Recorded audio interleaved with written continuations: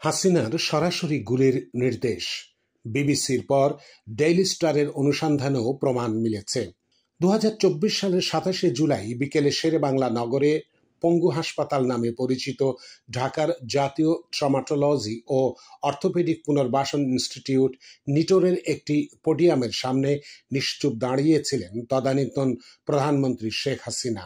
৮ মিনিটের আবেগঘন বক্তব্যের মধ্যে প্রায় ১৪ সেকেন্ড তিনি কিছুই বলেননি। তার মুখে বিষণ্ণতার ছাপ, যেন ১৬ই জুলাই থেকে শুরু হওয়া রক্তপাতের ভার তাকে চেপে ধরেছে।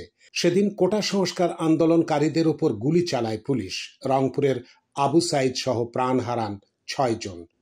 হাসিনা যখন নিটোরের এই মঞ্চে, তার আগের ২ সপ্তাহে সারা দেশে অন্তত ১৬২ জন নিহত হয়েছেন গুলিবিদ্ধ হয়ে।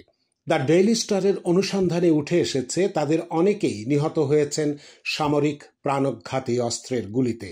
হাসপাতালটিতে আহতদের দেখতে গিয়ে ৭৭ বছর বয়সী হাসিনা বলে ওঠেন, দেশবাসীর কাছে বিচার চাই। আমি কি অপরাধ করেছি যে এই শাস্তি পাচ্ছি? তিনি বলেন, আমি চাই না কোনো মা এভাবে তার সন্তান হারাক। আমি আমার মা বাবাকে হারিয়েছি, স্বজন হারানোর ব্যথা আমি জানি। এত মানুষ প্রাণ হারালো, এত পরিবার ধ্বংস হলো, এর দায় কার? আমি শুধু দেখি আর। কথা অসমাপ্ত রেখেই কাঁদতে কাঁদতে তিনি মঞ্চ থেকে নেমে যান। অথচ হৃদয় নাড়িয়ে দেওয়া হাসিনার সেই আবেগঘন বক্তব্যের আড়ালে যা ছিল সেটা সম্পূর্ণ ভিন্ন। এর মধ্যেই রাষ্ট্রীয় হত্যা যন্ত্র চালু হয়ে গিয়েছিল বলে উঠে এসেছে দ্য ডেইলি স্টারের অনুসন্ধানে। এই ঘটনার মাত্র ৯ দিন আগে ২০২৪ সালের ১৮ই জুলাই রাতে প্রধানমন্ত্রীর বাসভবন গণভবনে একটি ফোন কল আসে। রিসিভ করেন হাসিনা। অপর প্রান্তে ছিলেন তৎকালীন ঢাকা দক্ষিণ সিটি কর্পোরেশনের মেয়র শেখ ফজলে নূর তাপস।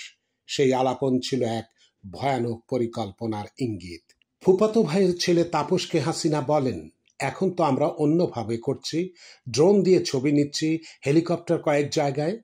তাপস বারবার গণগ্রেপ্তারের উপর জোর দিতে থাকলে হাসিনা বলেন, সবগুলোকে অ্যারেস্ট করতে বলেছি রাত্রে, ওটা বলা হয়ে গেছে। যেখানেই গ্যাদারিং দেখবে সেখানেই উপর থেকে। এখন উপর থেকে করাচ্ছি, শুরু হয়েছে কয়েকটা জায়গায়, বলেন হাসিনা। মোহাম্মদপুর এলাকার দিকে আন্দোলনকারীদের বিষয়ে উল্লেখ করে তাপস, হাসিনার নির্দেশ চাইলে তিনি বলেন, আমার নির্দেশনা দেওয়া আছে, ওপেন নির্দেশনা দিয়ে দিয়েছি।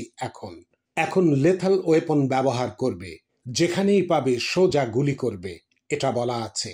জবাবে তাপস জি জি বলতে থাকেন। পরদিন ১৯শে জুলাই আওয়ামী লীগের সাধারণ সম্পাদক ওবায়দুল কাদেরও একই ঘোষণা দেন, যদিও তিনি হাসিনার নাম নেননি। সাংবাদিকদের উদ্দেশ্যে কাদের বলেন, সরকার প্রজ্ঞাপন দিয়েছে, কারফিউ ও দেখামাত্র গুলির আদেশ দেওয়া হয়েছে। দ্য ডেইলি স্টারের কাছে হাসিনা ও তাপসের মধ্যকার একটি কল রেকর্ডিং রয়েছে। মার্চ থেকে সামাজিক যোগাযোগ মাধ্যমে ফাঁস হওয়া কল রেকর্ডগুলোর একটি এটি।